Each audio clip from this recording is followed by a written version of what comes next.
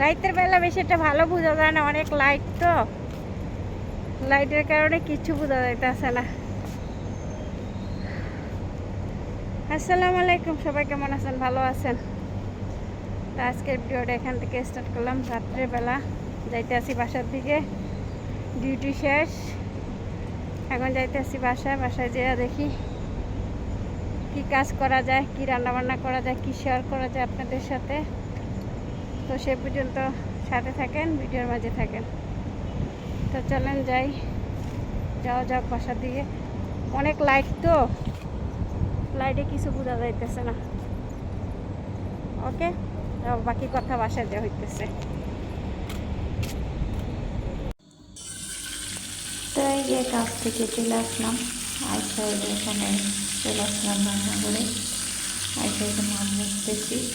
তো প্রথম থেকে ভিডিও করতে ভুলে গেছি, হঠাৎ করে মনে পড়লো, তারপরে আবার যে মোবাইল নিয়ে আসলাম রুম থেকে, আইনা এই যে ভিডিও করতেছি দেখেন। তো যে এখানে মাছ বাইজা নিতেছি, মাছ লেজা বাজি করে হয়ে গেছে, এখন মাথা বাজি করে নিতেছি। তো মাছ তেলাপিয়া মাছ দিয়ে সবজি দিয়ে বানানো হবে। তো এই যে মাছটা বাইজা নিই, আপনারা সাথে থাকেন, দেখতে থাকেন, আমি রান্নাবান্না করতে থাকি। আর অবশ্যই ভিডিও লাইক করতে ভুলবেন না, যাওয়ার আগে অবশ্যই সাবস্ক্রাইব করে দিয়ে যাবেন। ফুল ভিডিওটা কন্টিনিউ দেখবেন। সবাই ভালো থাকবেন। তো চলেন আমি রান্নাবান্না করতে থাকি। এই যে এখানে কাটা আছে আলু, কাঁকরোল, কাইটা সুন্দর করে দিয়ে নেওয়া আছে। এগুলো দিয়ে তেলাপিয়া মাছ দিয়ে রান্না করা হইব।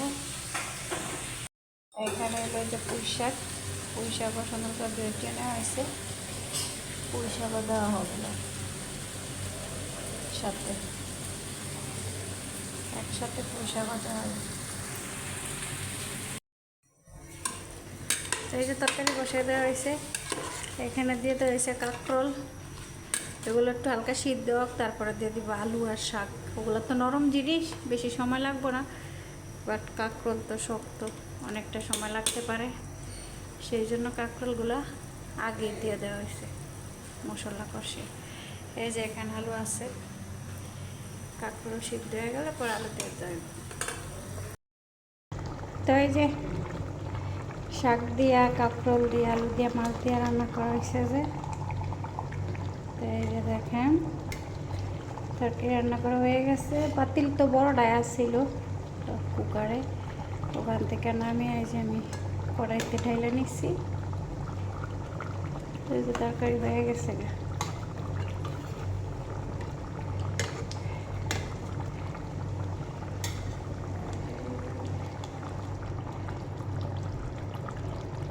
কীভাবে সবজি রান্না করলে আসলে অনেক মজা হয় খাইতে। কার থেকে কেমন লাগে জানি না, বাট আমার থেকে এভাবে খাইতে অনেকটাই ভালো লাগে। এটা হলো তেলাপিয়া মাছ।